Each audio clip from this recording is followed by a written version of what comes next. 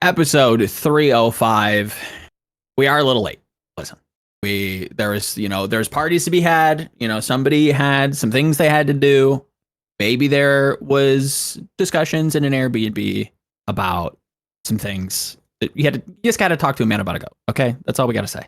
But we do have a first time, incredibly special guest, McGravy, legendary Overwatch, former DPS prodigy, creator of all of the crazy strats that you see on the Mayhem. I think maybe, don't shoot me if I'm wrong, is joining us. Thank you for coming in and hanging out for a little bit. Yeah, thank you guys for having me. I always enjoy chatting about Overwatch. It's what I do on a daily basis, so why not do it here? There you go.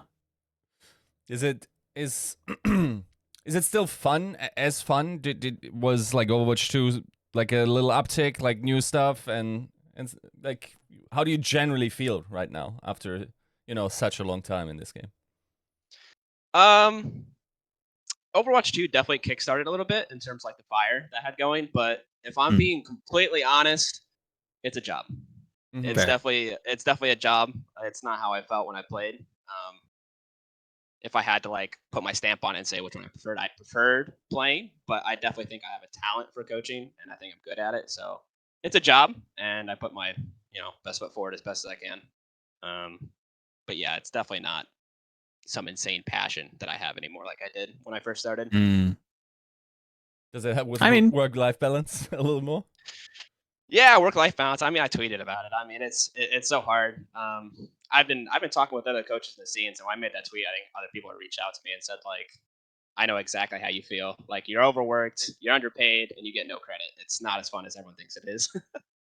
Yeah, it's the thanklessness is often goes understated for the amount of, because you hear it kind of through the grapevine of like what it is actually like, and it doesn't seem real, and it's like, no, there's like a few different people who have lived this life, and yeah, it's a job, but it's also like capital J job, period, the end, like 80-hour work weeks. So yep. I hats off to you guys. It's incredible what you guys do. And speaking of, obviously, huge win coming off the back of the Houston game, which we will get into. I personally have some very selfish questions to ask you about that Numbani strat, because me thinks that you guys were up to some crazy little zany Toon World stuff. So I need to get in the X's and O's with you on that front. But before we get into that, we do have to give a special shout out to the people who make this show possible. So episode 305, we do have to give a special thank you to our patron producers, that being Battle Crab, Refine Bean, Barnspot, Boohow, Picasso, Chris R 34444, Kosh67, Lulshin, Porkchop, Sammy, Rexane, Volamel, and Sugar High, and our YouTube members, I am DRW, Brother Adam L, Sagifumi, I Sam Jello, Fire Island 6, and AK. So, Houston. Huge win. 3-0. Playoff implications. Impressive. How, we're recording this on the Friday. Literally, I think games happened yesterday. Forgive me. Yep. Esports time's a little funky. I understand. What was that like? Was that expected? Again, I don't like coming out here lying. I wouldn't say I definitely didn't expect it. Okay. I think we always have the feeling that we can win, and we were capable of winning. I think you even saw that in Mid-Season Madness. I think the feeling we left out of that was we felt like we should have won. We felt that way, like genuinely. But kind of in the grander scheme, we talked about the patch things. We didn't feel it's exactly our meta. You talk about the zany, wacky, cooking up stuff. That's what me and Gumbo are always doing. I think that's now, like 70 to 80% of the job is sitting here thinking like, how can we not play Sombra Tracer? Sure, yeah. How can we not do that and win? So anything you say, like that's the core thought that we have going into matches and maps and strats and all of that. How do you guys think about like the situation? Because of course, like everyone's a little bit deflated, or was during the mid-season break, that nothing really seemed to have shifted too much.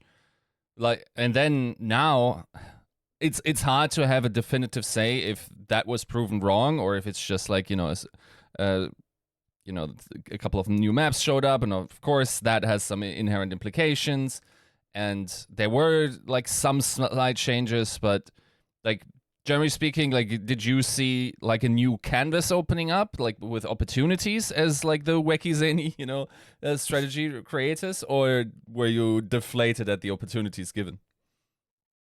It's a little bit of both because essentially all of the maps have changed besides push. So push and cough as well. There's so many opportunities, but it's also so much work that you kind of have to like rein yourself in a little bit and not try and do too much at once. But I think we felt very fortunate that we got an opponent as strong as Houston right off the rip, because we get to cook on all of these maps and think of all these new ideas and like ways to win, and it's fun and exciting, and it gives us an opportunity to surprise our opponents, and probably the best opponent we have, or one of the best opponents we have, on this half of the schedule. So Sure. I think we felt pretty fortunate that we got to come out and pop Houston with a 3-0 right at the start. Yeah, I mean, you talk about it like a knockout punch, and by the end of Control, and we're starting to load in Nimbani, and those first couple pushes on their attack go a little awry thanks to a beautiful set of magnetic grenades that just found a certain someone's face. It was like, okay, well, is Houston gonna just get 3-0'd? Because then they have to go to circuit, and it's like, okay, well, if Fearless stays in, then that could be a little dicey. But if Gargoyle comes in, and this is also being recorded in the hindsight of also understanding that he's retired and maybe he wasn't scrimming at the time, who knows? Like that whole thing, like towards the end of Navani, it was like, oh, okay, like this is like very Mayhem winnable, because circuits does not seem like a great Houston map. So what was that kind of looking like for you guys towards the end of like Navani? Did that feel like, oh dang, like no, we're gonna win? Well, I mean, I think we even felt that way right after Busan. Okay. I think me and Gumba going into the match, we felt really confident on essentially every map besides Busan. So we went in, we were like, after we won, and especially in the way we won, right at the end, we felt like there was so much up and down, but right after, we like looked at each other and we're like, wait, we can actually win this handedly. Like, I think circuit is where the series should end, and so we really emphasize that. Like, this is our reward. We get to play all of the good maps now. We've gotten the bad one out of the way, so now we get Numbani, and we were all really, really confident in the strats we had cooked up. So I think 3-0 right after Busan was probably the expected result for us. So we're pretty happy with that. Let me kind of hit you with a selfish one for me. When you look at that defensive kind of point A hold that you guys came out with, like the Cassidy and the Rhine playing on the high ground on Nimbani A, is that kind of like the old rush down kind of idea that like somebody has to come to the point? So if somebody chooses to do that, you kind of collapse on them. You have great angles. You kind of pressure them that way. And if they try to attack you, you have so many opportunities to kind of, we saw how many times, Fearless got whip shot down, and he has to kind of stage his engage. So he has to jump up, in the safe kind of lane. Like, walk me through like what the idea kind of was, as much as you can without, divulging too terribly much. Sure. I think essentially the way the scrim meta ended up playing out was a lot of the top teams, they love playing dive, and they essentially just use the echo variation. And we kind of figured out that like they only really go main. I think every map of Numbani, everyone goes main, they play echo, and they try and jump up top, and they try and fight that way. So we had kind of noticed that there was a way to exploit that, and we were spitballing. We're like, oh, what kind of comp do you think we could play? We don't want to play an echo defense here. What do we want to do? And I was just like, like 4 years ago, I remember people played Rush here. Why don't we try that? And he was like, and then Gumbo was like, well, do you even need Lucio? And we were like, well, not really. I mean, you're right, you just pin across the map, so let's play Brick instead, and we'll focus on keeping the high ground. So that's kind of how we ended up on the core set of heroes that we got on. And then the whole idea was essentially to just keep your background on the high ground, shoot the echo, and then your Ryan kind of has the option to drop and block the anti-heals, or you can, as you saw him do, you could pin and shatter her, which was, awesome. I mean, that's really it. It wasn't too deep of a strat. And then the idea after that was just swap, get off the comp. Right, yeah. Do anything else. After that, everything's done. Do whatever you think is best. It's in the player's hands now. How often? Go ahead. How often does that happen? Because like in terms of recycling strats from like 4 years ago. Because when I, for instance, talk to like Dota 2 players, right? That is one of the biggest aspects of being good at Dota 2 is having this intricate knowledge of like last 10 years of Dota, being able to implement that almost like in a chess-like way. Oh, I saw that play, like it's Kasparov against blah blah blah from 1982, right? It always felt like, because the game changes so often in Overwatch, we even have a new game, we even have one less player on the like that. The value of that is maybe lessened. But now, like you just mentioned one of those aspects, at least inspiring some new strategy. Is that often the case, or is that only now coming into play? I can only really speak for me personally, but I feel like the way I think about the game is so intuitive, and I just play off a feeling, and so I kind of rely a lot on like how I used to play the game, right? So, like you said, with the new game modes and stuff, especially with the newer one, I don't even Flashpoint. I think Flashpoint. So it's going to become lessened even more so. But it's kind of like, I'm sure it depends on the coach, but me being an ex-player, I feel like so much of my coaching and like ideas is intuition based, and it's just like a lot of gut feelings for me. I couldn't really even put my finger on it and say why I decided to say that, but I said the words and they ended up being good, so I don't argue with it. He's got a muse. Just the universe speaks it into the ears, and let's just do Rush. You know, why not? It sits in my belly and it comes out, and here we are. It's all gut bacteria, right, guys? I mean, it is fascinating to kind of listen to people, because that isn't like the first time that, you know, that's come up in like community, like, you know, conversation, where like we've had, you know, a couple different variations on the old like May Reaper compositions from God knows how long ago, right? Dive has found its different variations, but obviously still kind of plays roughly the same way as supports kind of pop in and out. But we have seen the one, obviously, you know, with Overwatch 2 removing a flex tank, that's obviously huge.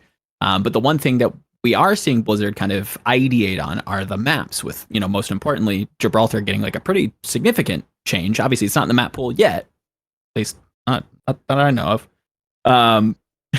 But is that, it is, never mind. Is that exciting to you as somebody who's like, you know, job it is to kind of think about the game as the maps are kind of getting tweaked enough that it's like, does it feel fresh for you guys? It definitely feels fresh. I don't know if the word exciting is what I'd use, because it also comes with a lot of work as well. Sure. Like, it kind of depends on the roster that you have, but the way that we're trying to, I think a lot of people have said, I think Jake said it on broadcast, like we're trying to like be like the scrappy underdogs, but we're not really scrappy underdogs. Yeah, no. We have all of the talent to do a lot of things that the top teams do, but we feel deep down that like we have a really good understanding of what we're good and not good at, and we're going to try and utilize our strengths on the maps in any way we can. So if we have to play Ryan, Bap, Brig on New Bonnie first point, we're going to do it without hesitation.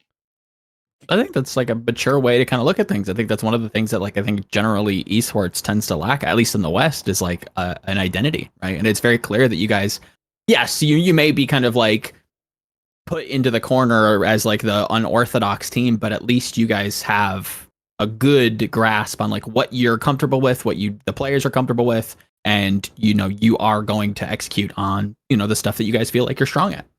I think that's like important, no? For us, like it's like the most important. Like I think we truly have a goal if we think we can win this year, even with Atlanta being the top tier team. We think there are ways to circumvent that, and we think we are capable of winning, even if it's a 2% chance of winning. We have that faith that we can win this league, but we're not going to do it playing Sombra, Tracer, Winston, and a Brig. It's just not going to happen. Like I think everyone on the team's agreed that like that's just never going to happen. So the more we can avoid that, the better.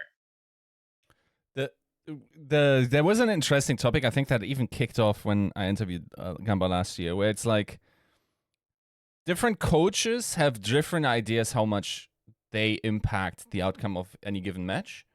And Gamba was always on the side of like, I feel like I've like at least 30%, or the coaching staff has at least 30% impact on the outcome of a match. And then I remember talking to DePay, and he was like 95%. Then I talked this season to Gator, and he's just like, oh yeah, coaches just, you know, sit there, basically are glorified cheerleaders after building the team and whatnot. I guess Has it become easier this year to coach, given that your talent has just gotten through the roof and you incrementally built this roster of like either superstar players or really solid ones? It's gotten easier in some aspects and harder in others. I think the harder aspect has been that we've gotten more Koreans, and me and Gumba are both, English-speaking coaches. So I think in that aspect, it's gotten harder. But again, we have more talent, so it's also gotten easier. It's this weird middle ground. I would generally lean a little bit harder, simply because it's harder to push the ideas that me and Gumba mostly. I mean, not to say the players don't think of stuff, but mostly me and Gumba think of the comps and the crazy ideas and the off the wall nonsense that sometimes players believe. It's harder to get those ideas pushed through when you don't speak the same language. Sure. It's like even with the translator, there's a lot of nuance and conversations that just aren't at 100%, which makes it hard sometimes to push the ideas through. But again, in some aspects, it's easier. Like, I get to watch Merit one-tap people from across the map 24/7. I get to watch Ham primal people across the map. Like, that's gotten easier, for sure. I can just sit here and watch the better players win games. Yeah, for sure. It's gotta be nice. I wonder, is there something, Sams, when I talked to Bobby, he looked at like the backline, he goes, wait, that's possible? You can do that? Like of course, having Izayaki and Lijigon as backline. Is there a sense of like with the roster that you have that you just like unlocked a new set of tools? Like, I don't know, like almost like new senses we're now capable of echolocation where we weren't before, maybe in the prior seasons? I mean, yeah. I mean, I don't feel that way personally, because especially with our backline. I mean, particularly in Rupal. I mean, Rupal, even last season, I don't think anybody had Rupal on their radars. When we were spitballing with Rupal, I mean, like, we were throwing out the ideas. Like, we weren't happy with our flex support play at the time, and we were looking for other options. And I just kind of like, I knew Rupal had a good BAP, and BAP was good at the time. And I just kind of threw the name out there, and we looked at it, and we were like, personally, I don't even think we knew how good Rupal would be now. I don't think we had any inkling that he would be where he's at now. So it's very hard to like kind of vibe with that kind of ideology that like our backlines. We had to put this together. Like, we put so much work and so much time and so much effort into where we're at now. So must be nice to have the 6-year, 5-year Korean vets, but we had to claw through the mud for this one, I feel. I mean, it's been a resounding success. Obviously, coming out of the Pro-Am finals, Rupal looking fantastic, looking like there's so many good honors. I feel like this season, with Twilight having kind of crazy vintage performances, and obviously Fielder being an absolute nutter butter.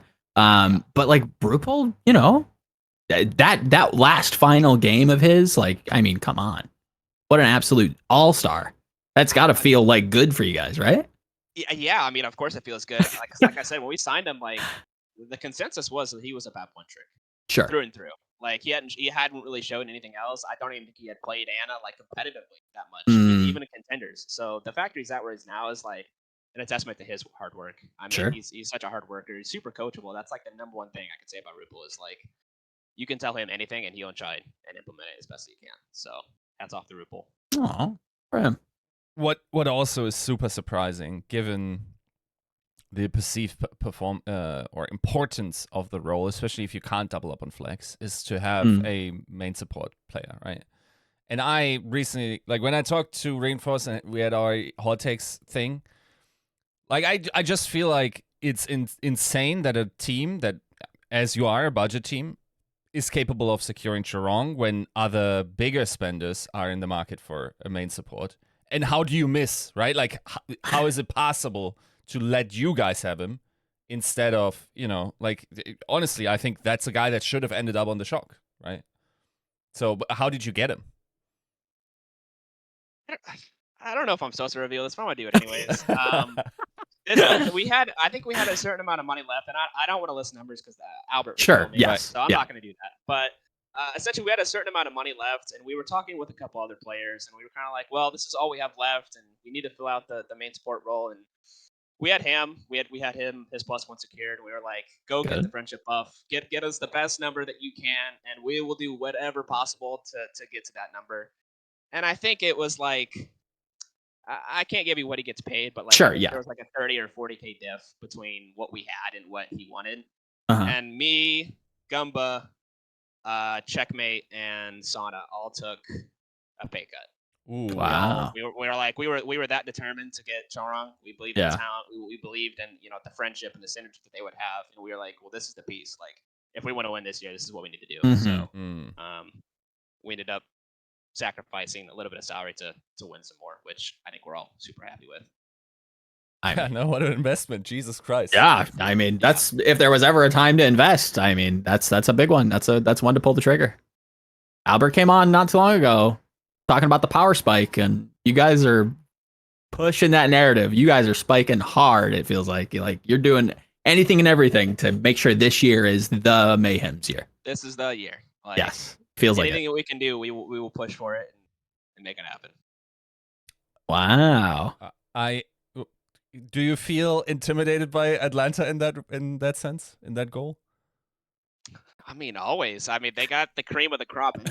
I mean, they have like the best in-slot role, and they're looking for a tank player, and they ended up signing Donghak, which I think even they were exactly sure what they were getting. And I've seen a lot of narratives like people are like, oh, well, it's just carried by the other four. I don't feel that way. I mean, you just look at looked yesterday. He played against London, and he's like knocking a Kree like through the air, like priming him 5 times midair and killing him. I think they fit home runs everywhere, and then they have a rookie that not a lot of people knew of, and he's also been.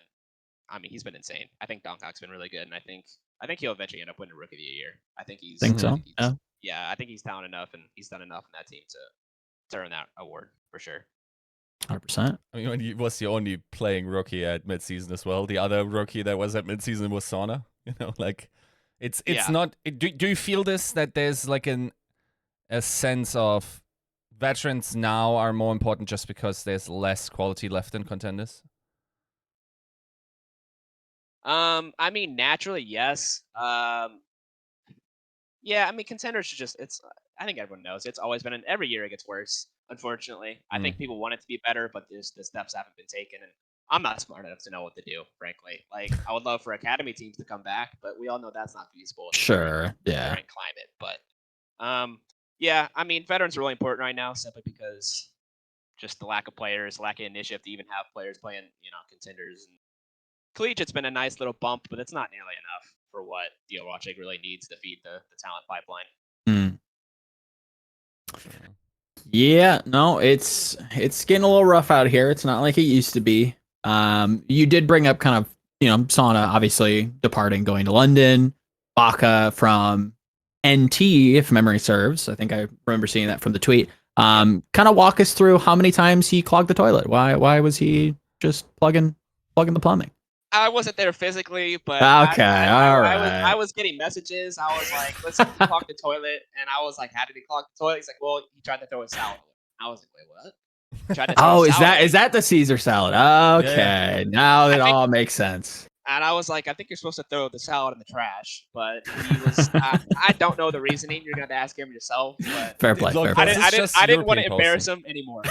No, the Europeans totally could. My mom discards like soup or whatever every time into the toilet. It's just soup isn't salad though. Yeah, but like there's also when I say soup, it's more like a stew. Like there might be an entire carrot in there or whatnot, because like it's just different. Like what you call houses is like our sheds. So the plumbing is just different in terms of like probably the diameter of the pipe and whatnot. I felt a little bit in the clowning of him, but like yeah. He was like, at home I could do this. And I was like, I believe you. Just not here. It's not here. It doesn't seem like there's ever a dull moment in the Overwatch League. I do kind of feel for you guys in that sense, where you're just waking up out of a dead sleep. Like, Sauna did what now? What if my player's done wrong this time? In my head, it was more like the typical pro player thing where like he orders a Caesar salad and goes like, that's not that tasty. Let's go back to chicken nuggets, and dumps the entire thing after taking a bite. That was what my head cinema was playing. The amount of like McDonald's and Burger King boxes that I see in the trash is astronomical. Like all-time numbers from pro players, I'm sure. It's wild because it's like intercultural, where it's like, bro, I remember like Sato on cam just like pounding 2 liters of Diet Coke, and now it's just like everybody is just little little palette gremlins. Like who do you think is what's like the most like not high class, but like who's been the one to surprise you with like the life skills department? Like anybody like, you know, got some life under him? Has anybody surprised me? I mean, yeah, if you want to zoom it out, go ahead. Audio listeners, like McGravy just had the meanest stank face on that question. he is struggling, okay? It's just I cycle through roommates every year, and every year it's like I do everything, man. I take out the trash, I do the dishes, I clean the floors, I do the laundry, like I do everything. Like, and it's fine. I get it. Like I'm older, it's expected of me, and I'm the coach. But anybody that surprised me, if I had to pick somebody, it'd probably be Merritt. And I don't know why, just a vibe. I'm not sure he really does anything to warrant. He's got a mature vibe to him, you know. That's just a gut feeling that he feels the most put together out of it. Okay. That is an acceptable answer. We will the council will digress on this. Awesome. Congratulations, Merritt. Yeah, congrats. Most mature player vibe award. Here you go. Yep. Obviously Sauna, you know, it felt kind of like a project player. Obviously, maybe didn't work out. Walk me through kind of that process. What was that like? Was that something that he wanted to like more stage time? What was that? Yeah, I mean, going all the way back when we first scouted him, we felt like he was kind of someone who could fill either role for us, either it be the hit scan or the tracer. And if we needed something in between, we could utilize Sauna. Sure. And I think as the year got on, it just felt like there was less and less of a role for him on the team. Right. Wasn't so much a fit. He got along with the team perfectly fine. It just there wasn't a lot of opportunity for him. Sure. And we prefer not to have someone sitting here and rotting and doing nothing. Yeah. And we had the opportunity to let him go to London and get some play time. That's something he expressed that he wanted. So we're like, okay, like completely fine with us. You want to go play for London? And we used this opportunity to kind of like test the field a little bit and look around. And we ended up scrimming. I think we found Maka because we started scrimming NT.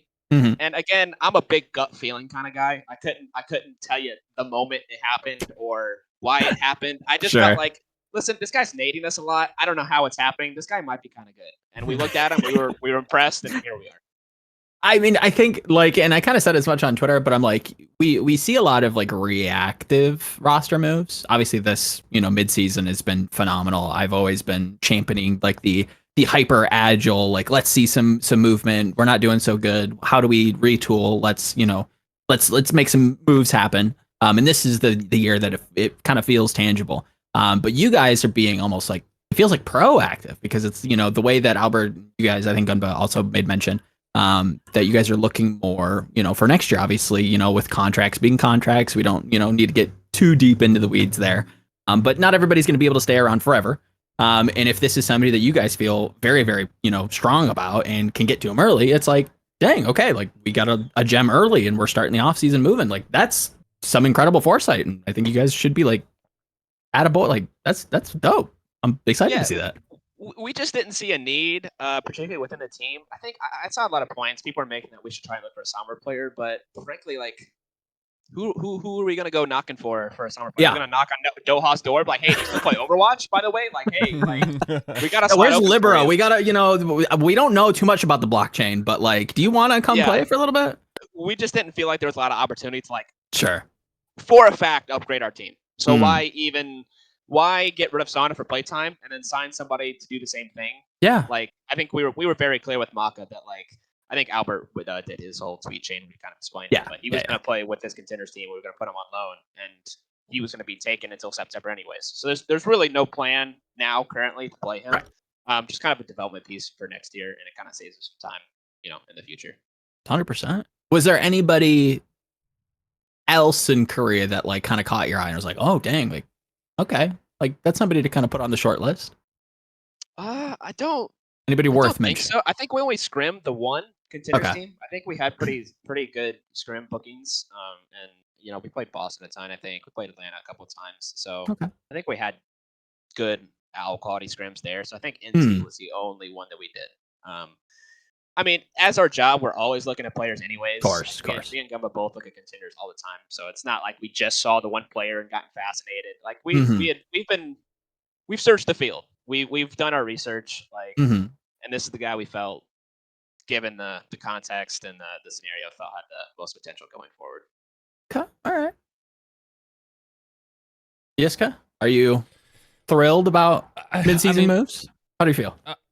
I mean, it's a tough market. It's also, I mean, without saying too much, but like this was an absolute shit show of a mid-season in terms of like flip-flopping, and what folks got to understand is a lot of it's like a game of dominoes. And as soon as one falls, everything else can fall into place.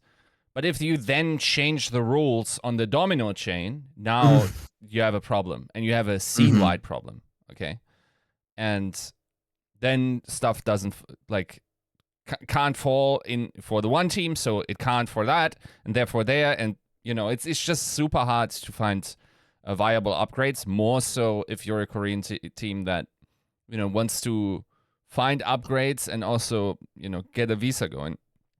Interestingly, it was much more feasible for Canadian teams. Apparently, the visa is much more attainable there. So that is not something that's afforded to American teams. And my understanding is that it just takes a long time still. So you're realistically looking at trades or moves that are going to play on ping or not play, as you guys did, right?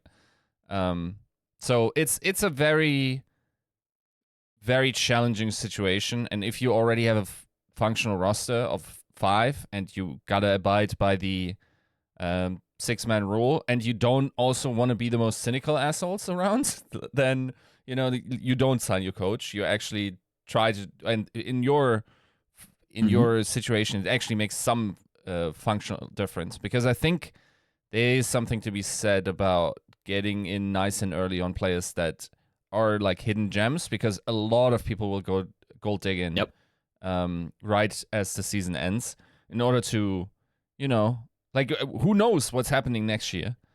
Right. Like, we don't know if what the format will be like, if we will have a similar salary cap, like lower cap, right? Like a minimum and whatnot. That could throw a wrench into things. But generally speaking, like with the volatility and the uncertainty, there are some moves to be made, some sensible ones. There's just no like immediate like, oh yeah, this makes perfect sense. There's just a lot of things to consider, and that has been true for practically all teams that are making moves in the midseason.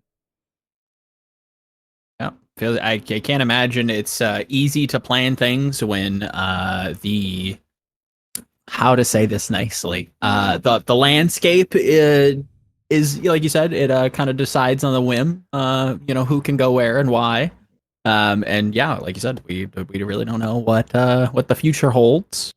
Obviously, the I'm trying to quote that stupid 30 Seconds to Mars meme, but I can't think of the exact monologue. That's being said, is there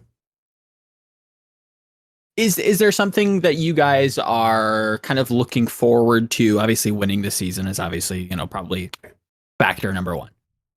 But is there something that you guys are like excited to show? Is there anything, that you guys wish you could kind of like, if there was like a dream scenario that you guys could kind of make a piece of content or play in a certain meta? Like, is there anything that like kind of like, I hope we get to do this? Yeah, actually, I hadn't really thought about it until now, but now you kind of mention it. I think right as the offseason ended and we started scrimming for this year, I think most people had kind of just reverted to playing what was meta in grand finals last year, which was the Sojourn, Kiriko, Lucio. I don't remember if it was Reaper or Tracer, but one of the two, and the Winston. And we felt like if this holds, like we're gonna blitz some teams, like straight up. Yeah. We're gonna surprise people right off the bat. Like we're gonna be really good, because that feels like ideal for us. So if I had to pick a meta, frankly, it'd probably be that one. I would say mainly because we ended up signing Merritt, who was probably a top 3 Sojourn in that meta. He only really lost to, Proper Gaming. Like that's about the only person he really. I mean, Proper was having like an all-time performance. So that's no knock on Merritt, but he was solo carrying in a lot of ways that year. Merritt was on Sojourn, so we were excited to try and show that off, but just hasn't come to fruition this year, unfortunately. got a couple patches to go. That's gotta be that and that's a whole nother like there's that like a piece of empathy that I will forever have for esports coaches and more in our neck of the woods where it's like you you have to practice a certain set of things and then you get to the playoffs and then it feels like a grab bag of like what heroes are we gonna play? All right, Bobby Kotick, we've got a Bastion and what that has to be wind out of the sails, hair pulling. How are you not like me and bald? I don't know. I don't understand. Don't even get me started. I had to deal with the decay Zarya. Okay. Sure. I had to deal with the Roadhog Zarya pounding out of nowhere. I completely understand. I've played against it. I've coached it. It's never fun. But I mean, if it makes for a better product, we deal with it. I can't say for sure if it makes a better product or not, but we deal with what the hand we're dealt. That's fair. Do you prefer how they did it this year, where we're getting the new hero and the new map with some separation, right? Like it's theoretically still at the end of summer stage, so there's much more grace period with that patch. That's not 5 days. Yeah, instead of 5 days. Do you think that's just preferable? From a coach's perspective, I want as much time as possible, but from someone who wants the league to survive, the amount of time should be shorter, and I think I always prefer that. Frankly, if they threw it on us and said the moment it patches, that's what you're gonna be playing on, I don't know if I'd complain. To be honest, it would it would suck, but at the same time, the closer we can get the product to the masses, I think it'll be better. And so I would like to have a job in a couple of years. So fair. If you can, do things to ensure that the Overwatch League survives, hey, I'm all for it. Go for it. That's it's interesting that this feeling also now arrives at players and coaches. I think like more so what I'm interested in is the branding aspect and the entertainment aspect of the job, right? Because I feel like in other esports, players have taken on the responsibility of entertaining much more so. And I don't want to blame necessarily teams or players for that in Overwatch, because to me it seems like this game is just more stressful. You just got to put in more time, and like if I'm practicing 14 hours, I have like 2 hours a day left to develop a personality and give that to someone, right? Like, will I really be doing that on stream and whatnot? And it's just really hard to make that work. But do you think that's a push that needs to be coming in terms of just being more on the entertainment side of things and optimizing for that a little bit? Yeah, 100%. Like I said, as a coach, it's not ideal that I have to like try and push my players and smile and be funny, and someone does it naturally, so very easy on our to do the branding and the entertainment and whatnot. But I've been there, like when I was on Valiant season 3. I think every time, like back when content was actually still being made, like I was always the guy. Oh, Kyle doesn't want to do it. Okay, give it to Gravy. Oh, Apply doesn't want to do it. Okay, give it to Gravy. Like I did everything, so I understand how stressful and like overwhelming trying to be like a face of a brand is. It's not fun. It's not really what players signed up for, but at the same time, it's something it's critical. I think like we're getting to a point where I think I saw Uber make a tweet that like casting is becoming about content creation, not the job anymore, like of casting itself. It's like you have to be a content creator too, and it's like players, it's the same almost everywhere across the board. Content creators are king, and that's just kind of like the way esports and the internet in general is headed, unfortunately, for players. I feel like that's true everywhere. I feel like that's almost that. I have this theory that if you restarted traditional sports today, you would not be able to do that without the aspect of, focusing on entertainment. The last sport that got to, to the masses is UFC, it feels like. And I mean, that's barely something from a competitive integrity point of view that I would call a sport, just because like how they handle like matching of top fights, how you might be ejected from the league if nobody cares about you despite you being a top 3 fighter and whatnot. Then you got to make up some bullshit, like personality, and like even to the point where it gets dangerous for you. It's a it's just a reality that you're now competing against all kinds of content that others have at their fingertips, and the core competitive product doesn't appear like just competition for the sake of competition doesn't appear to be, the thing anymore. You need the tribalism of different teams or different cities or different countries, right? You need the showmanship of a guy, like, for instance, I'm not sure if you follow Valorant. You need a guy that pulls a cool move after also popping off, it's someone that can talk the talk, but then also walk the walk. That definitely helps, right? And that was it. Kang, for example, the Hopper, whatever, the Chinese Hopper who's sitting there and shooting at his opponents. Yeah, off. It's entertainment. People love it, Yeah, like the fact that it comes in like it crosses the esports bubble border, and like it goes like it kind of was like a little esports viral moment that like normie friends of mine that like loosely follow esports like, oh, did you see this? I'm like, yeah, it's fucking sick. Like it's like, who doesn't love that, Overwatch just doesn't have that, like you said, across the table esports appeal. I feel like I don't think I've ever heard anyone talking about a big moment like that. I mean, I'm not trying to toot my own horn here. I don't like hype myself. But I did have Halsey. Yes. Hey. I did the thing. I had that reach at one point.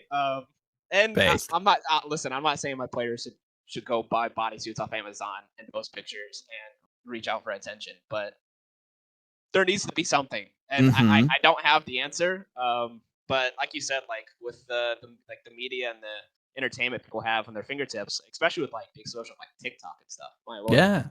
Short form content is king right now, and frankly, an esports match is just not short form content, and it loses a lot of people. As long as someone isn't out here becoming a human soundboard for 50K people just making all kinds of weird sounds, maybe we don't do that, but hey, whatever pays the bills. I'm not gonna shame anybody, but like it would be a little jarring to see Merritt out here just saying some odd shit. Is there back in the day, like you were still around, obviously you're still around, from like a player and like a coaching perspective, the only kind of person that I think like even some of the old heads would maybe remember is like, Dustin Bowerman coming out, as Dogman, and, calling Cruz a feeder, and the flack that, he kind of got was, I can't imagine some of the shit that he kind of had to deal with. From your kind of perspective, was that kind of was that too much? Was that, is that the blueprint that somebody kind of has to work with? At least in like Overwatch, it's like, where do we go with it? What's like the best or closest thing that you've seen? I think that's just unfortunate you have to deal with if you want to try and build a brand and reach out. Again, I only know like my own personal examples. Sure. I think a big one that I pointed out was when I was I think it was season 3 when I was playing, I was making fun of Paris. I was making fun of Nicholas, and the French came after me, and I was like, oh God, here they come. And that's just like, that's just something you kind of have to deal with. It comes to the territory of like trying to build a brand, and especially if you're trying to be the heel or the villain. Like, just comes to the territory, unfortunately. And it wasn't fun when I dealt with it. I didn't like it. The one negative comment out of 99 positive ones is always the one you want to read and take apart. Unfortunately, it's just kind of like human nature. Just kind of comes to the territory, and something that people don't do because they aren't well suited to deal with it. Yeah, which is just why they don't do it. Yeah, I agree. The thing is just like the negativity is the content. Like I feel like if you're shit talking, the value that you're creating is the confrontation, right? Like, and it's also probably a good idea to presume that in how serious you are, the same is probably true at the fans' end for all but a certain percentage, right? Like everyone's kind of in on it. They like most people get it. And I think like what the public could probably do better is those that go overboard with the feedback of like, oh, you're, like shutting that down, just push back on it and just say like, okay, you're the outlier. Just like, deal with it. Like this is friendly back and forth. I think what goes a long way is talk the shit, and then after the game, show sportsmanship in order to illustrate, okay, this is still, there's still an integrity here, but we're also trying to tell a story, right? And right. the lack of that, certainly, I mean, a lack of LAN events facilitates this as well. But I also feel like this is also, and I kind of, okay, here's old man talk, okay? Prepare. I feel like the most endearing part about Zoomer culture is that scuff is content, okay? You don't need highly polished products. Like, in some sense, the Hawaii tables were actually kind of, content creating. I was so glad you're going that way. Because that's kind of like the last like big moment that I felt like we had where I don't even remember who it was, but I know like Kaluj and I think it was Reiner, kind of like did like the face off and like everybody just ate that up and it was just like, oh shit. Like, yeah, it does look a little goofy when you're in like a Hawaii high school like geology, lab, but you work with what you got, okay? And like people really attached it. Nothing had to be said. It was just like like you said, the vibe of like two of the great main tanks and they're facing off against one another. Oh, this is how we sell the fight, right? Like it doesn't have to be that all the time, but like it doesn't even need to be spoken. Like content can just be some, vibe shit. I don't know. Two people staring at each other in front of PC setup. That's all. Like it doesn't have to be much. We don't need like a big monologue from some overpaid actor who's on strike at the moment and needs to pay his bills. And it doesn't need to be like a well produced thing. It just has to kind of like, and it's kind of intangible to say this, but like it just kind of has to speak to something, where it's like it's proper against the world, whatever, right? Like that's an easy one, but like. It's something has to give. And I don't know if it's the league's problem. I think they probably shoulder a little bit of burden. Obviously, you can't really blame the teams these days because it's like your guys are, I can't blame you. I don't know. We've got Valiant with locked out of the game. Exactly. They haven't tweeted in 5 months and they come out of nowhere like, oh, I got the Twitter again, guys. Like that's how low this game is. Yes. So it's kind of hard to blame them at the moment. 100%. Do you feel there is a lack? Okay, so if I just went through the timeline of characters in the Overwatch League, and I'm certainly missing some, right? But we had like Fissure, who was like a big talking point in season 1, right? Sure. We had Bumper, who was like a showman to a degree, right? Super. It feels like from the outside, we just have less of those characters. Is it that we actually do have less of these characters that could be entertaining, or do we have less access to those characters? Oh, it feels like we have. I mean, I think that's a bit of both. But I think we have less. We just have less of them because we don't have the resources to keep them. Why would Super continue to be in the Overwatch League and stress himself out to the degree that he was, streaming every day and working every day? He probably put himself through 14-hour days on a daily basis to get where he's at now. Yeah. And now he can just do his 6 or 7 hours and make probably the same amount of money, if not more. Probably more. Probably a sizable bit more. So it's just it's hard because it doesn't make sense. These people get priced out of the league. Mm-hmm. How can Shock say that how can they afford Super? They can't really. Right. They'd have to pay him an astronomical amount of money to keep him within the ecosystem. That's just something that teams can't afford, unfortunately. It just feels like there should probably go ample thought into creating these sticky systems where we keep these people around. And I actually kind of liked I think like Shock was actually quite quick on their feet with the danteh thing, because when I talked to him, I didn't have the feeling that he was just not talking about the fact that he is going to sign with Shock. I think that probably happened after. Could be totally wrong.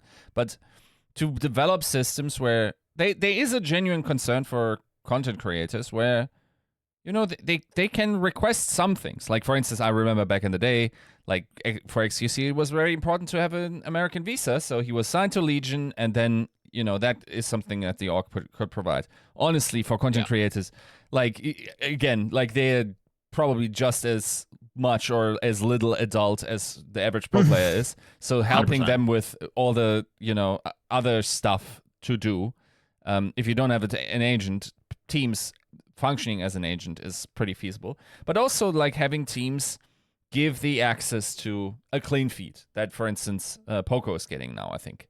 I think those systems, because there's also certainly always a concern for content creators, like what can I do on the day off, right? Of creating content, and like co-streaming these matches could be interesting. I think there are some viable streams that have pulled it off, probably the main one being Avast, who, I mean, we forget about this, but who also is a player that was kept around in the system in some way, right? Yep. If we were to develop that stickiness, because Jesus Christ, has this brand developed some huge names in the streaming world, right? Like you look at the top, the biggest. Yeah. You look like, what if that guy was still co-streaming every once in a while, right? And bringing that energy. And I feel like letting loose of the reins a little bit. This is not going to be the NFL anymore. You're not getting the squeaky clean sponsors anymore. That want the squeaky clean, grand stadium NFL type broadcast. It is like, once again, we can lean into the scuff and dare to keep players engaged in some way. Look, as far as I can tell, there's like 3 successful cases of that on the broadcast talent, and Jake, Reinforce, and Custer in some way, right? There's 3 jobs there. Okay, that's as far as the league has created for this esport, right? Not many other sticky parts. I suppose some of that could also responsibility could also fall onto the teams, and I guess Mayhem has done that with MS as well, because I wonder if he would do the same, if it would be feasible for him to just do co-streams if he wasn't working for you guys full time. I'm not sure, maybe. I'm unaware of his situation at the time, but yeah. Like, for instance, like, let's say you were done with the like with all the stress and whatnot, and of course you had a pretty big presence for a while, right? What would be theoretically stuff that would keep you around? Are there incentive structures that, or assurances, or anything of the sorts that would make you stick around? Well, I mean, there was a time where I was done. When I retired, I really was expecting to just step away from good and not, even pursue coaching. So there was a period of time where, like, this is stuff that I had to consider.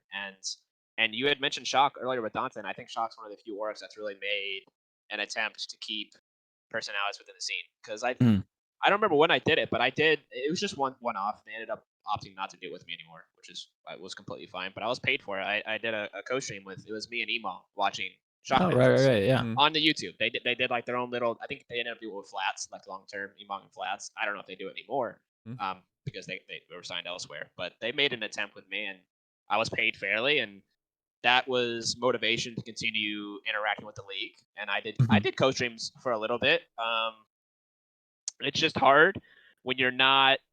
It's so hard to try and start to build a brand or reach out and be selfish with it on your own personal channels after the league. Right. I hadn't capitalized enough in the moment, because it's so hard to justify doing it in the moment with the amount of work it is. Yeah. You have to be so incredibly motivated to be diligent in your duties as a professional player, and also get home after a 12-hour day and say, "Yep, I want to go talk to people."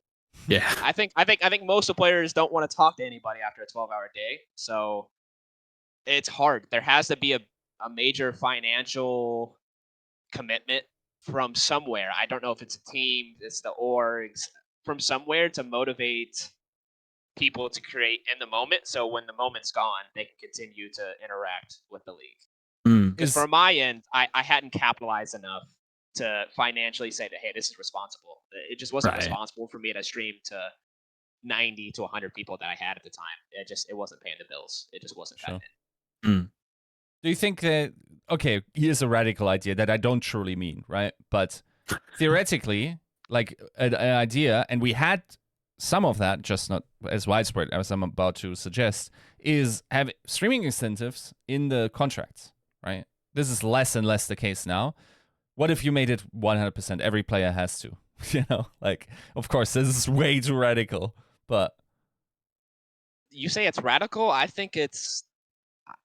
I think it's necessary. Work. Yeah. I think somewhere somebody has to put their foot down and really it's not fun. And I was a player, and when I was on Valiant, I think their contracts had mandatory streaming hours, so I had to stream it. It wasn't fun. Nobody ever wanted to do it, but sure, it worked. Like I made extra money streaming even when I didn't want to, and streaming then was the only reason I was even able to put any sort of money in my bank account after playing.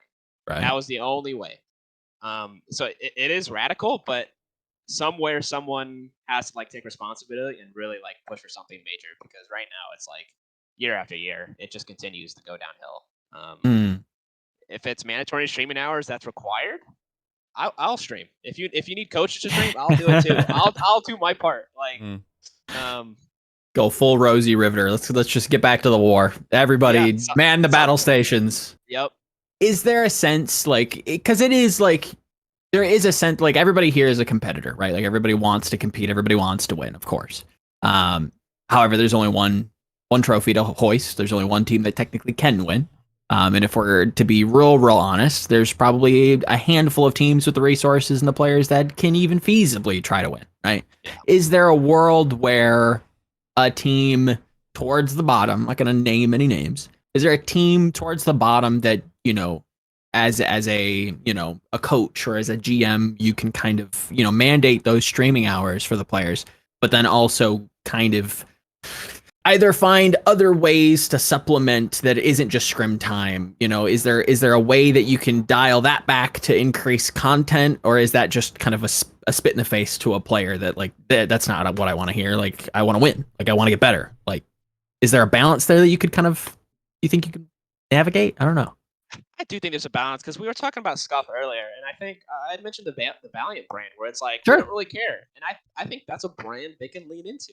And I think that's something they can continue to work on, and they're not really doing anything with it. I think that's an opportunity that's presented itself that hasn't really been capitalized on.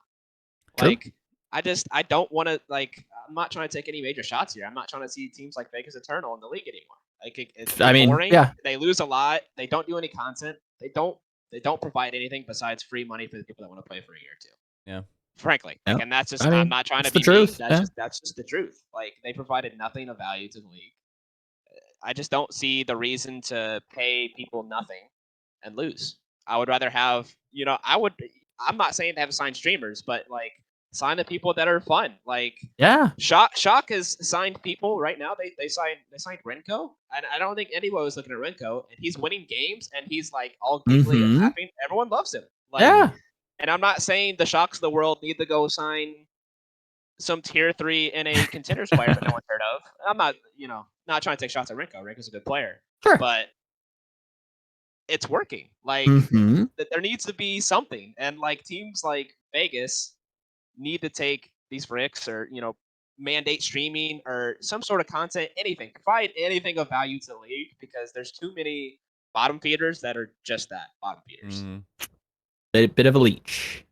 With the scab. I will also say, like, okay, here I'm going to spin, like, as these hit my neurons, I'll let you know, like, what the thing is, the league also needs to provide some tool in order to make it interesting for the players. And I think, like, the way you get them is competition, right? Like, these guys are inherently competitive. So what if, for instance, I keep bringing this up with people. They always say, like, yeah, well, it always breaks up in some way. Yes, because there's no, like, the pro-pugs, right? Yeah. What I would do is you mandate streaming hours, let's say that. And then what you do is you give them, like, an Overwatch League queue. Like, something to stream. Overwatch League players have access to it. Maybe all the top contenders teams get their players get access to it.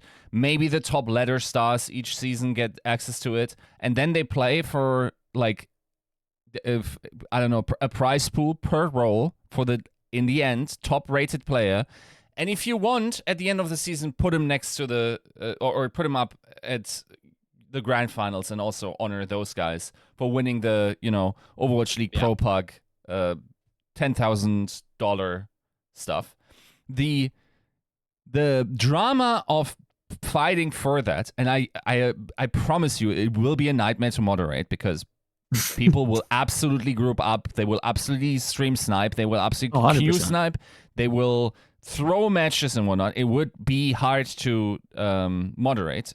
because like as competition comes in and as money is involved and status, people start cheating, right, in some way. But that in itself is also content, right? Like, and I think you can't expect the player that we have filtered for to just find it in themselves to entertain thousands. You got to give them something to do, and I think the idea of that queue could be super interesting in terms of the incentive structure, mandated to some degree. It doesn't have to be a high amount of views, hours, right? Each week or whatever that you guys stream. You can even, I think, like you guys, you probably don't mandate it, but you kind of semi-implicitly expect for folks to keep up their mechanics in ladder anyway. Now make it even better, because like the problem that I always heard is we don't have enough support players, or the tank that I got is on ball duty and we're in the Winston meta, but he is supposed to practice a lot of ball, and now there's like he's throwing my matches, I start throwing, all lobbies start throwing, we're all children, we can't keep the pro-pug serious. As soon as you put money, a ladder, dude, the Overwatch players, like, as our number goes up, they pog, okay? They are, like, it's, this is how you get them, right? Like, as soon as you attach status to this, I think that's where you get them. The problem is, we were incredibly good. I don't know if you remember this. Like, the approaches of companies like FACEIT are as old as your career, McGravy, right? The fact that FACEIT wanted to go and do the pro-pugs, I heard it prior to the Overwatch League. I heard it in Season 1. I heard it in Season 3 for sure. Not sure if they made an approach in Season 2. Other services came in. We had something like from Carter last season. The problem is you need... The circus, yeah. Yep. You need money and status attached to it, and I promise you pro players will buy in. Especially if it offers, like, they're all like, oh please MMR hard reset, because like every 20 games there's one guy reactivating his Mercy account where he was like 4700 before he quit in Season 3. Okay, like if you just mandate it that way, then that would also solve the quality issue. And then maybe people would, oh my god, I have like a Paris Eternal player on my ladder game. That's drama. That's what we want. Yep. I think it's as simple, if you wanted to implement a system like that, I think it's two things. I think it's ease of access, the ability to click a button and do nothing. Because pro players are lazy. That is like almost the core issue of this whole thing. Not the core issue, but one of the core issues. Give them a button they can click, and they do nothing, and it sorts the rest out for them. A lot of times, like even with the incentive stuff, these pug systems fall apart because they don't want to do the work. They had to like self-moderate. You take away all of that, and even that alone might be enough to like push us through. It's one, it's that, and then two, it's the incentives, like money, titles, appearances, whatever. Like you said, I really think it's as simple as that. I don't know if there's much else besides those two core issues, but I think the number one is the ease of access. Because every time I've ever talked to a player, it's always been, oh well, like you said, there's not a. You got to go into a Discord channel, and I gotta look for people. Yeah. I can't. Yeah. It's all the work they have to do. When instead they could just go to ranked and click a button, and the game does it for them. That was almost always the issue that people told me about. Yeah, it has to be automated in some way, and that was the kind of the beauty that I kind of that not simplicity, because I didn't dabble with circus. I knew a couple people who were orbiting it, and they seemed to like it, and like it's a good idea, but there has to be some sort of like streamlined aspect, and I think you hit the nail on the head with like the rewards and stuff. As we do have a bit of a hot iron moment. What is going on? Gravy, I need your initial reaction. The Valiant have just beat the Gladiators 3-2. Wait, are you serious? Yes. Listen. You want to talk about drama? Listen, LA Valiant, I used to be a part of you. Listen, no beef anymore. I promise you there's an opportunity to be happier. Anybody that's listening, just please send off some sort of tweet, start a stream, get your players somewhere in front of a camera. Anything. Please do. They're bouncing around. Like the post match, like them on screen, they're having a time. Like they're loving it. Like it's I kind of wish we had brushed this topic earlier, but right. because I was gonna talk about like I eventually thought we were gonna talk about Gladiators at some point, and Sure. I had the inkling feeling something this might happen. Interesting. Oh. Okay. Taking a core player and danteh completely away, like frankly, that's not how I don't want to criticize because I like the coaches there and the staff. But that's not how probably I would have Approached the it. situation they were Yeah. looking for. But I think losing danteh entirely was like way bigger of a blow than they anticipated. Yes. And I think it showed in the way they played. I think even before they had like big coordination issues, and I think it's only gotten worse since danteh has left. So while this Valiant beating them is a surprise, it's not as big as a surprise As it might seem. as it might seem from my perspective. Wow. Yeah, I think it was actually a reverse sweep. I was checking. I had Liquipedia open. I was like, yeah, 2-0. I was like, okay, yeah. Well, I'll just, refresh in a minute to see the shock, Washington game. And I checked Twitter and I'm like, wait, why aren't people talking about Valiant? I turn on the stream. I'm like, it's why my players were screaming? Probably. I had heard my players literally losing it on the other side of this wall, and I was like, that can't be a scrim. There's no way. They're on they're on Night Market, and Liar is actually just fragging out of his mind, and I'm like, bro, they're gonna win. Like, what is going on? I mean, credit to them. Like, it's a big win, and it was just so serendipitous that we're talking about. Like, yeah, we need some drama. We need something to happen, and like, what better thing to happen than a team that literally doesn't have access to their Twitter is getting paid pennies to the dollar, like not scrimming, don't have a coach, and they beat the Gladiators. Like, what? Paintbrush needs to fire up the Twitter as soon as possible. Open it up. I don't care if you don't know the password. Hack in anything. Get there. Like, we need eyes. Make a parody Twitter account. I don't care. Yeah, that's wild. Yeah, I had to throw it out there because it was just. I mean, hey, they almost beat us. They have the potential. True. Especially in I didn't watch the match, but I'm gonna assume they were playing a lot of rush. Yeah, a little bit. Yeah. I don't know the map pool. I don't know anything about the match, but that's probably just my guess. Especially if they not leashing, they were probably playing a lot of, maybe like Reinhardt or Ramatra, something of that sort. Ram, yeah. Yeah, they're good at it. Frankly, I think they're good at that comp. So, not a huge surprise, to be honest.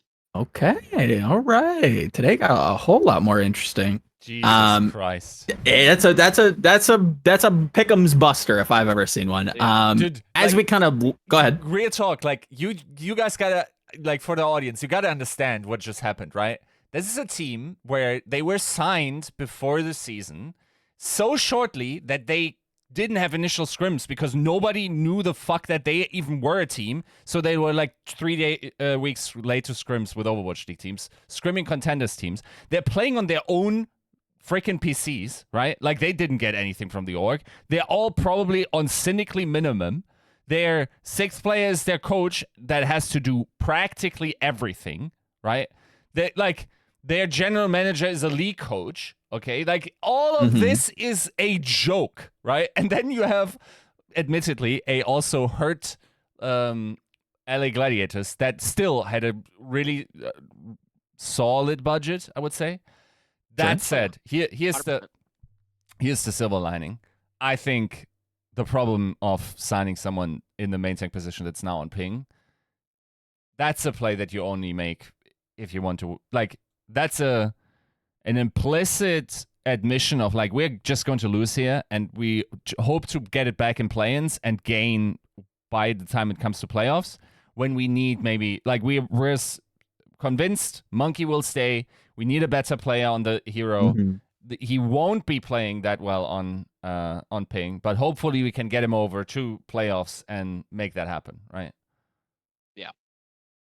Feels like it. Feels like that's the only way that this kind of makes sense.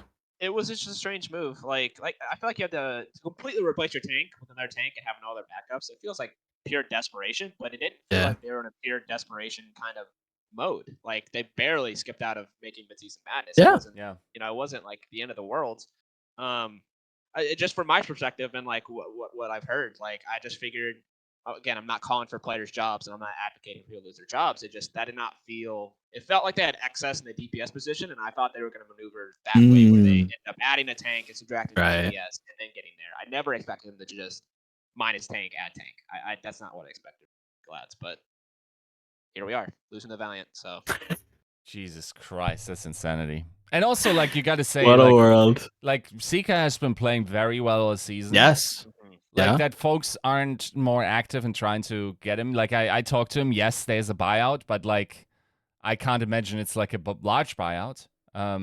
It's not like you're having like there's also something to be said about the marketing angle. It's a very good player. That's a Western player that's eager to stream. You just got to give him something, and he's going to produce value for you. So yeah, I mean I'm not gonna go to bat too hard for orgs, but like especially with like the economic status, like that buyout, as much as in it, admittedly, I think it probably is kind of low, but like, is that also what you want to bite on right now? Like, I think we're all kind of struggling in terms of the dollar bills. Like, a buyout might be enough to like just kind of make them off the table, right? Feels the thing is, this kid really wants to compete. Like I almost felt I get it.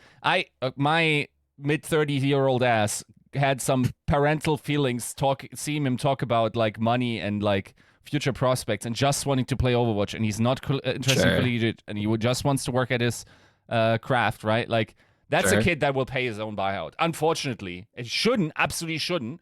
But absolutely should not do that. No, but don't do that. Yeah, I don't know. Like, yeah, I respect it, but like, yeah, that's. Yeah, I mean, he's a gamer, and I respect the commitment. Like, he's a player. Like, if we didn't get married, that's someone I think we could have easily ended up with. He was on the short list for sure. Like, he was up there. Like, we had looked at him even like just out of curiosity, like last year, like when we had Hydron, we were just like meandering through people, like do names just out of curiosity. We're like, if like Hydron, like for whatever reason, like got like traded or like sold or he retired, like Seeker was on the short list, and even then, he's a really good player, and he's got, I mean, obviously a ton of talent. I mean, in matches they have no business winning, he is sitting there and one tapping the team. Really. Even at Boston, it felt like he had like, obviously they had their own. That's a whole can of worms that we're not going to get into. But like, even when he did get some stage time, like there was promise. Like it was like, okay, like this kid's got something. Like there's something here. Like if you put him in the right environment, you give him some like proper stage time and develop him, like he's got legs. Like this is for me, it's from my own experience, it's shades of Kai. Like it's a Valiant team. Have a lot of money and maybe not the best talent, including myself. I wasn't the best, certainly not the best player. And he is just like, he's just this centerpiece Western hit scan that's just dominating, and very similar trajectory in my opinion. Okay, Gravy. There's a long lost friend of mine. Not lost. He exists. He's not. He hasn't passed away. But like, I think it would be remiss if we didn't kind of celebrate your Tracer back in the day. Like, come on. Come on. Like, Western Tracers. Like, come on. Like, very short period of time where I was very confident in my Tracer play. I something to remember. It was season 0 contenders. Yep. I was playing against FaZe and Envy, and it was Effect and Carpe. And after that, I had no confidence. They just dominated me. I will never, ever be on that level. It is not possible. I had Shadowburn and Carpe just 2v1ing me from out of nowhere 24/7. I was like, this is it. Like, there's no more. It's over. Fair.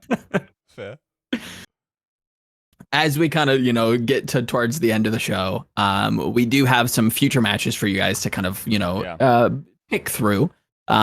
This Sunday, you guys open the day with the Vancouver Titans, a team that have made some moves, obviously dropping Aspire and picking up Heesang, surprisingly, I think almost everybody, according to the rumor mill. How do you feel about that one, loading into Sunday?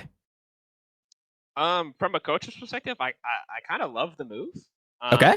I don't think there's gonna be any one player that was out there in the market that's just gonna like slot into what Aspire was doing for that team and perform at the same level. Like, I like the idea of just going double flex, the best talent available, and we'll move from there. I think that was the smartest move they could have made, frankly. But just get the best talent you can. It doesn't matter the fit, it doesn't matter the mold. None of that matters. Just we need the talent, and we'll move from there. So a lot of respect for their their staff and their team for putting that together. They're a good team. I don't know the last time we practiced against them, but I think a lot of people. I don't want to use the word overrate. I think people will overrate us a little bit because we 3-0'd Houston, but I think Vancouver will give us a competitive match. Frankly, very confident in my team. We're gonna win. But Vancouver is probably, I would even venture to say, a better team after the move. I'd say Maybe so. a hot take. I think they have potential to be better, and I think it'll be a good match for sure. How because you talked about like get the talent, not necessarily the fit, and then you can craft strategies around it. How big of a talent is Hisang still in your mind? Because I think a lot of people like had him like, oh, this guy is going to be rookie of the year and the Shark and super Mini proper lost. was the narrative, right? Yeah. I just think, from my experience, I felt like he was just too close to what proper already provided. It just didn't. I think people have used the word fit with the Shock a lot. They make the white boy memes with Krusty, all that nonsense. I think for Hisang in particular, it just felt a lot like he just functioned too closely to what proper already gave for the team, so he was doing stuff he wasn't really good at. And, a little overlap in a way. And I think with Vancouver, with less expectations and less pressure, they'll kind of be able to slot him in better than he was doing in Shock. Okay. Good player. Interesting. I think absolutely a good player. No doubt about it. He's got the talent. It just, can they utilize his strengths correctly? And I think they can.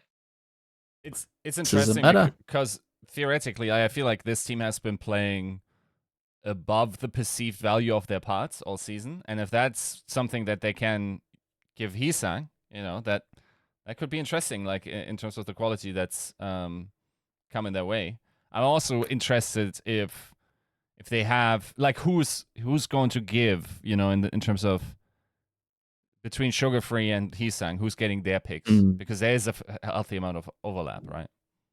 Yeah, that's a big conversation that I'm not really tuned into because it's not my team. But just from like what I know from because I played against. I mean, it feels so strange to say the words I played against Sugar Free, but I played against a kid when he was 13 years old, and he this year in particular, I think everyone like within our org in particular was impressed with just how hard he worked to get back where he is now after going and playing Valorant and taking the hiatus from Overwatch. He probably played more ranked games than anybody in the league. I think. Dang. He probably. I think he probably put in the most time to get back to where he is now. So I mean, I don't know the current hero pools and what they're best at, and that could probably be a strength for them. They could utilize that against us. I'm not sure, but if I had to like put a feeler out there and like say, I'd probably say Sugar Free will probably do more of the flexing. That's just my gut feeling. I'm not 100% on that, but just with how much time he's been putting in and how flexible he's been in the past, I wouldn't doubt it if he could pull out a random Widow or an Echo per se. Wouldn't be shocking. It's Lenny time. Are you shaking, Yiska? Yeah, no, I feel it's going to be interesting how this is going to develop for the rest of the season. I think like the one thing where it's like hopefully this works with the language, right? Because this is of course. That, like Faith has to do a lot of heavy lifting there, but I think that we already presume that that's happening anyway in terms of like the team's fabric, and he does it in interesting ways from what I heard. But it's I think that match tomorrow, or not tomorrow, on Sunday, it's going to be super nice. It's a good game. Yeah. It'll be fun for sure. It's a heater. This is also the stage that, the strength of schedule is a whole new topic to discuss. But double Boston this stage, a blessing or a curse? Unfortunately for us, I think a curse. Okay. I definitely think they're going to be better than what they showed us at Mid-Season Madness. Got it. Yeah. I'm not trying to throw people under the bus, but that was kind of pathetic. Me and Gum are just sitting there, and they're like, they somehow end up on Orisa on the last map, our worst Weird. map, Bali, and it's just like, what are these guys doing? Is there any control? Is there anything positive going on in that camp? So frankly, I don't think Kariv and Co can do much worse. Right.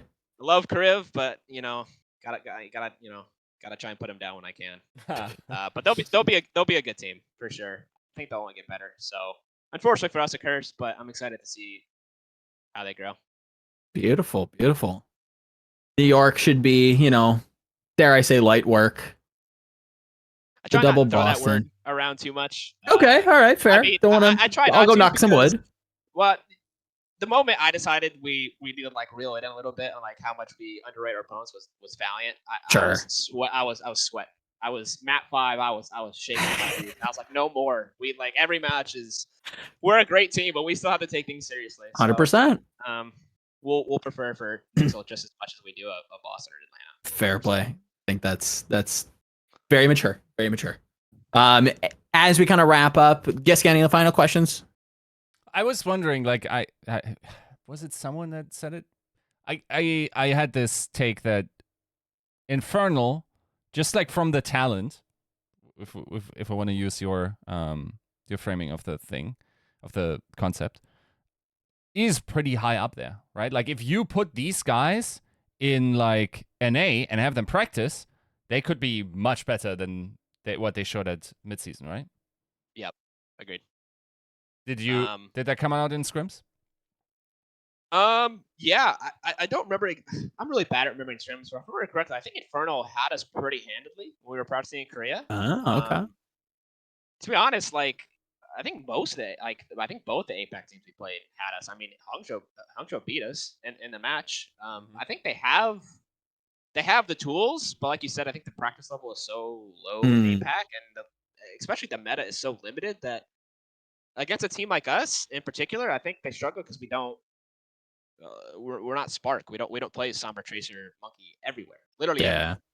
I think Gumbo was talking about. He was watching VODs earlier this morning before we started doing our scrims. And he was talking like, yeah, they're just playing Sombra on circuit. Yeah. And we were like, what? Circuit? Did you watch the Houston match? Like the big sniper map? They got picked apart. Like the Monkey couldn't play the game. How's that possible? So yeah, I mean. They have the talent. I definitely think Infernal, like if they could put the practice together and the reps and the flexibility, I think like it's a solid team and they could definitely do some damage, 100%. APAC, it is. I think Yiska, you are right that the practice isn't the best. But I think it is difficult to kind of also like remember that they got some heaters. Yeah. They got the guys. It's also just like there's a lot of Apex slander going on where it's like, oh yeah, look, True. They only won one match. Yeah, I think like it's sort of misperceived. Yes, they don't have a team like Atlanta, right? Who seem by all rights, other than Pro AM, pretty untouchable this year, right? I think this, and that's not necessarily true for all matches, especially like. Houston got pretty close the first time around, wasn't close in the grand finals in comparison. Right? So I think like depending on what the meta is going to be, with the new patch, and I think the new map can also throw a big wrench in there. Like for the first time in Overwatch League history, Control is devalued or put on the same value as all other map types, right? And there's a lot of teams feasting on their ability to win map 5s on Control, right? If I had to put the most famous Control team, it was probably Fusion University. God bless. It just didn't matter if you won the middle. They would always win 1 in 5. It didn't matter. They would reverse sweep you, and either way, they were winning 3-2. If you took it to map 5, it was just over. And that's the only time I think in my career that I played games. And I'm like, man, how do we do this? Nobody's ever done this before. Like nobody beats the team on map 5. Like what's the secret? Just never seemed to happen. Like some teams just have that ability to, especially in map 5, to just clutch up and play at another level on Control, and that's gone now. So see how it shakes out. It should be an interesting little time. We do have a new game mode, a new hero. First time, obviously, like Yiska saying, Control, not the most important game mode. But we are gonna wrap up here. Thank you again, Gravy, for coming in and talking and giving the flaming hot reaction off the Valiant victory. Anything you want to plug? Anything coming up for you guys? Obviously the games, but anything you want to give a shout out? Listen, I'm always pushing my players to stream more, so okay. I ask that if if Rupal happens to turn on his stream, then go ahead and support my guys. I'm not huge at using my brand I have anymore, and that's a knock on me. I gotta do better at that as well. Just support the league in any way you can. That's all I really care about. I want to keep this thing going. I love my job. I love the league. I love Overwatch. So watching this, just watching the podcast is also a big help. So appreciate you guys and continue to support the league in any way you can. 100%. Big thumbs up from me. Awesome. Yiska, anything coming down the pipeline? I'm going to interview Sam. Okay. That's probably coming out next week. I have a pretty big panel going down, balance discussion. Okay. Got one of your guys there as well, McGravy. But the high society, okay, of Overwatch League. If that comes to be, that should be super interesting. I'm looking forward to it. And then, I mean, always on the hunt for more interviews. Looking to bring these stories. Like this week we had 3, and I thought all of them had some really juicy bits in there. Like but by the way, like I'm now cashing in on watch the Seeker interview, because like this makes what just happened even more impressive if you get the full scope of like really how impoverished this team is in comparison, right? And then also I did one with Danteh on his retirement, and who was Reinforced 5 hot takes, of which one I already looked like an idiot for because I said something Vindame. No, is that what I remember? I mean that is still true, but I said the Shock are going to end the stage with 3 and 5, and now they yeah, that one doesn't look so hot. With the white boys. Yeah, with the white boys. That's on me. Colin Striker home. Yep. Yeah. What are you gonna do? Can't win them all. All How about right. you, Joe? Huh? How about you? Oh, whatever. I decided on the day. There's no playing here. We don't plan things. Fair enough. Respect that. I'm a big on a whim kind of guy too. Yeah, we're gut guys. Just what can we do? Yeah. We're just big I gut just go guys. at my belly and I just go with it. Today I'm gonna write about this. Okay, that's what I'm gonna do. Yep. Yeah, that's the episode. Thank you again, Gravy, for coming. 305. We'll see you next week for some games. GG's. Thanks for having me. Peace.